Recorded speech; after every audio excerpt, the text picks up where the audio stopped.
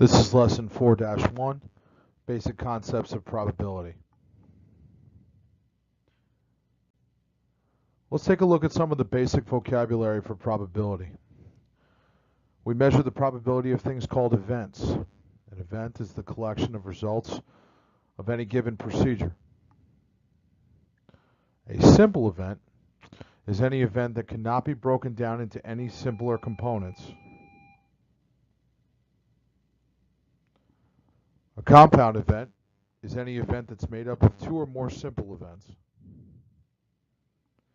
The sample space for any event is the list of all the possible outcomes, and it is broken up into simple events.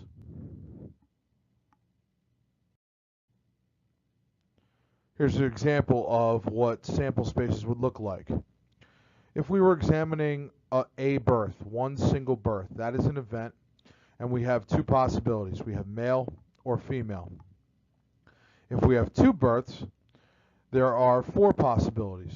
We could have two males in either order, male, female, female, male, or both females in either order.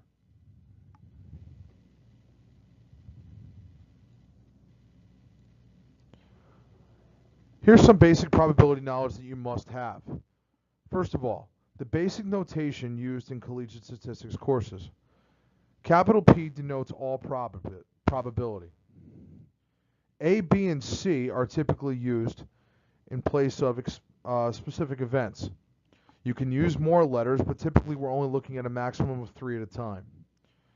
P of A means the probability of event A occurring.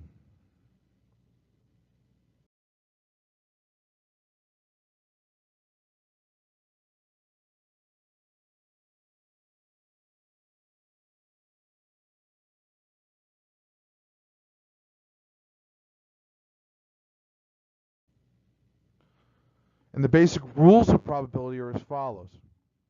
Probability is always written as a fraction or a decimal, preferably as a fraction because then we can see the total possibilities. All probabilities must be measured between 0 and 1. We have 0 and 1 as possible probabilities as well.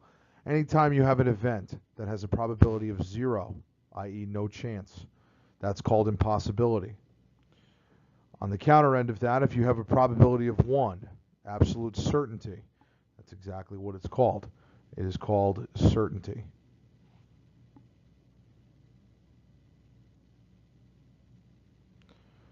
Let's talk about some ways of obtaining probabilities of events. We have what's called a relative frequency approximation, i.e. a simulation. This is typically done in some sort of computer program. When we do an approximation, we take the number of times event A occurred over the number of times the procedure was repeated. So, for example, if you have a coin flip and you're looking for how many heads pop up, if you put in the computer program to flip it 500 times, and then the heads come up 350 out of the 500, your probability would be 350 over 500.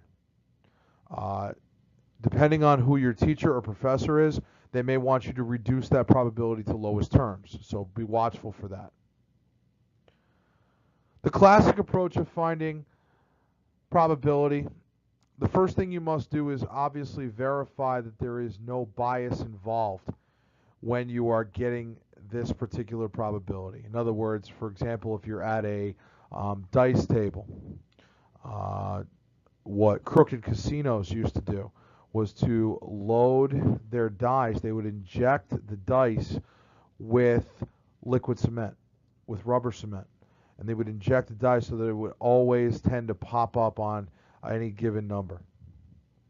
If you have no bias, the probability of event A means that it is the number of ways that the event can occur over the number of different simple events, i.e. the sample space. Then, of course, there's always a subjective approach. That the probability of an event can always be estimated using the knowledge of relevant circumstances. This is how you see gambling odds made in Vegas, especially when it comes to sports books and sports lines. You're talking about football lines. These people, when it talks about knowledge of relevant circumstances, this is all that these people do. They literally will study film, study tendencies, study techniques, all sorts of different things that will allow them to what they call create a betting line for a particular game or contest. Some things to consider when you're dealing with probability. First of all, there is the law of large numbers. As a procedure is repeated over and over again, the relative frequency probability will tend to approach the actual probability, meaning that if you flip a coin 10 times and you get heads 8 of the 10 times, if you continue to flip it, we all know that the probability of getting a heads is 1 out of 2. If you continuously flip and you continuously flip and your sample space continues to get large, or the number of times you repeat the event continues to get larger and larger and larger, that relative frequency probability will approach the actual probability. And then, of course, the fact that probability and outcomes that are not equally likely, we have to make sure that if we have knowledge of the events, that's what we're using. When you don't have knowledge of events, it tends to make assumptions. When you make assumptions in probability, you are going to be, as we get into further things with hypothesis testing, when you start making assumptions with hypothesis testing, things can go very, very wrong, and you can come out with alpha and beta errors like crazy. When we talk about the complement of event, it's very different, actually. Most people, when they think of a complement, they think of a positive thing. And if anything, in this case, a complement is a negative thing. The complement of any event, and it can be denoted as several different ways. I tend to use the bar over top of the letter, a bar, I'll call it. That consists of all the outcomes in which and where event A doesn't occur. So when we're talking about probability, when we're flipping a coin, the probability of a head is 1/2. We have 1 out of 2. The probability of not a head would be the other outcomes. In this case, it's only a tail that can come up. So that would also be 1 out of 2. Taking a bigger sample space like a dice, when you're talking about the probability of rolling a 3. Obviously, there's only 1 3 on each dice. That's obviously non-biased. And we have a 1 out of 6 probability. The probability of not rolling a 3 is significantly higher because there are 5 other spaces. That would make the probability of not rolling a 3 5 out of 6.